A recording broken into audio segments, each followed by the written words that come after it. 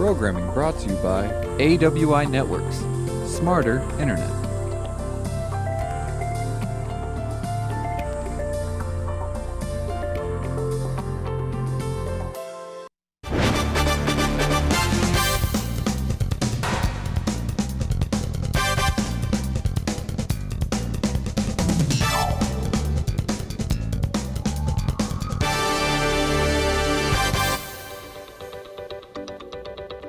Thanks for joining St. George News at 8. I'm Scott Beadle. A 31-year-old man was arrested for sexual battery last week after he allegedly got into a car and began kissing and fondling a girl he met at a stoplight. Officers responded to East 700 South around 6 p.m. Thursday night. A female driver said that Kenneth Van Wagenen of Pasadena, California, had pulled up next to her. She said he asked for restaurant suggestions, then said he would follow her to that recommendation. When she eventually did pull over, he allegedly entered her vehicle and began kissing and touching her. After police began searching for Van Wagenen, he apparently texted the victim saying which restaurant he ended up at. Police responded and arrested him after questioning. Search and rescue teams from Utah and Arizona met at Sand Hollow State Park over the weekend for a two-day training session. The weekend practice schedule included ground rescue drills and dive team operations. For the ground rescues, training included GPS, high-angle rope rescues, medical rescues, and some other exercises. Some scenarios were simple, while others required a rope rescue team and life flight. One twist this year was adding a scenario where a deaf hiker had to be rescued, adding some unique challenges. The dive training included boat rescues, body and evidence recovery, and diver safety. A driver was arrested Saturday night after he allegedly failed to pull over for a traffic stop, leading authorities on a high-speed chase for 60 miles. Arizona Department of Public Safety authorities first tried to make that stop, saying Timothy Boren of West Jordan was speeding. Deputies say Boren reached speeds of over 100 miles an hour, continuing to drive despite the deployment of spike strips. Iron County deputies and Utah Highway Patrol troopers eventually joined the chase. Boren was finally taken into custody by UHP troopers. Well, if you use Medicare, you'll be seeing a new card in the upcoming months. The new cards were unveiled on Thursday and include a unique random number that replaces the use of a Social Security number for the account. That change is designed to help prevent fraud and identity theft. Those new cards will be mailed out starting next April. Hundreds of riot police mobilized in downtown St. Louis overnight, arresting more than 80 people and seizing weapons amid reports of property damage and vandalism. Lana Zach has the story. We're in control.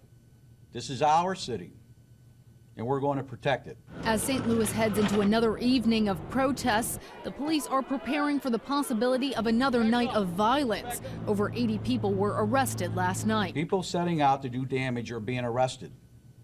And these criminals we've arrested should be held accountable and prosecuted to the fullest extent of the law. Authorities in St. Louis are drawing a distinction between the large number of peaceful daytime protesters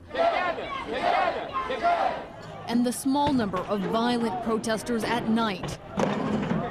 For 4 days, demonstrators have gathered in St. Louis demanding justice for Anthony Lamar Smith, a black man killed by a white police officer, Jason Stockley, in 2011. I can tell you with absolute certainty that there was no plan to murder Anthony Smith during a high-speed vehicle pursuit. The incident was caught on dash cam video. After Smith tried to evade authorities, he ran his vehicle into a telephone pole. Stockley can be heard saying, quote, "We're killing this expletive."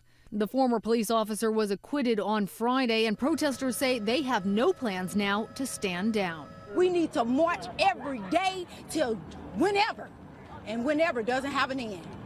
I'm for this. Every day we should protest. Change has to come, and it has to come now. Protesters looking for action from the federal government were disappointed. The U.S. Department of Justice says the evidence does not support a federal civil rights case. Well, fall is almost here, so how do you feel about the arrival of winter? Heavy snow this early in Montana is actually a welcome relief to help combat wildfires that have been burning throughout the state. Firefighters in Montana have been fighting massive wildfires for weeks now. Those fires have burned about 800 square miles. Fire officials say these fat, heavy snowflakes won't put out the wildfires, but the snowfall should slow down the spread of those flames. Meteorologist Kim Walker has your southern Utah forecast coming up right after this.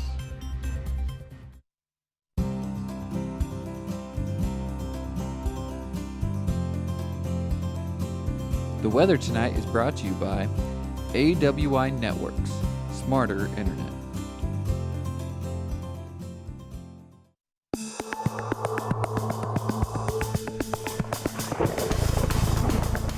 Well, welcome back, everyone. It was definitely a pleasant day out there. We're going to continue with that nice warm weather as we end the summer season.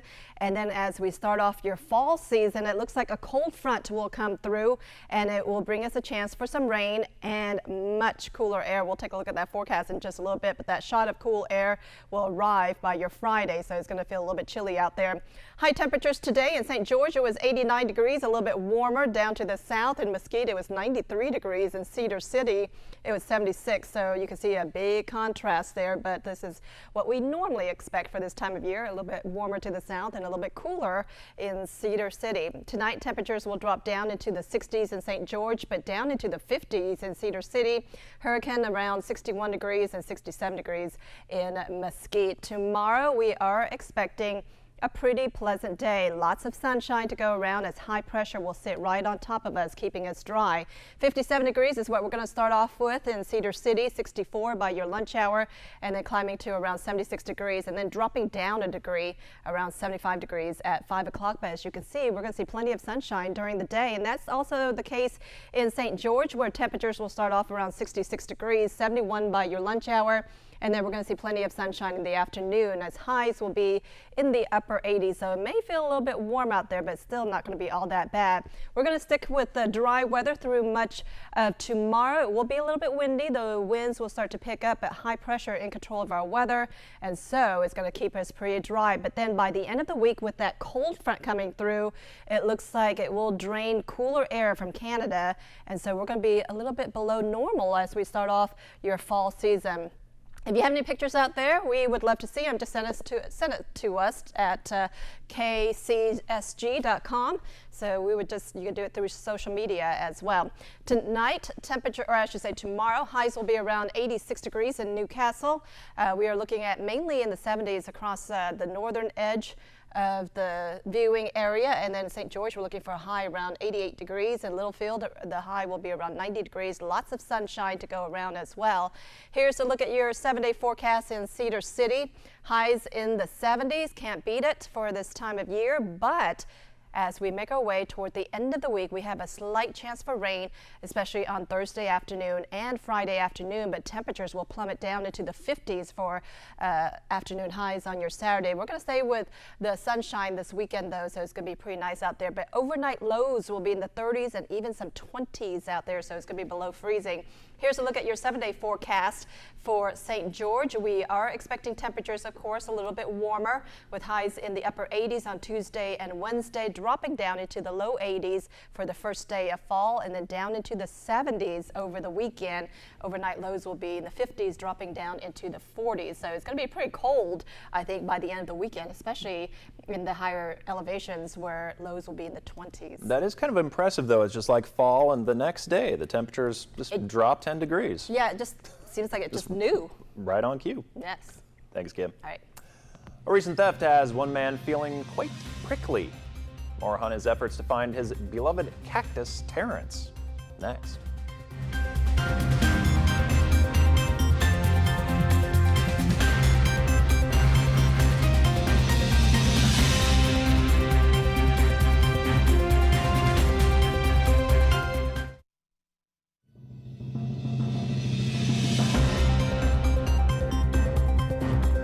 Have you seen Terrence? 19-year-old William Gould from Little Rock, Arkansas recently had his beloved cactus stolen from the front porch. So he plastered these missing signs all over the neighborhood. Gould says Terrence has a brother cactus named Clarence who, quote, hasn't spoken much since the cactus napping. By the way, Terrence was wearing a terracotta pot and accompanying dish, so if you do see him around somewhere, please do help bring Terrence home. Of course, we were talking to someone about this, right? And it was actually a joke. That's what we've heard through the grapevine. Yeah, there was a joke, and they know who has him. So maybe they will return him and reunite the brothers. Well, you know, you kind of had to figure that Terrence probably did not just run away from home. Because it doesn't have legs. Kind of grew legs in the red. Unlikely I would was say the you're story. probably right in that case. Well, thanks for watching. Have a great night.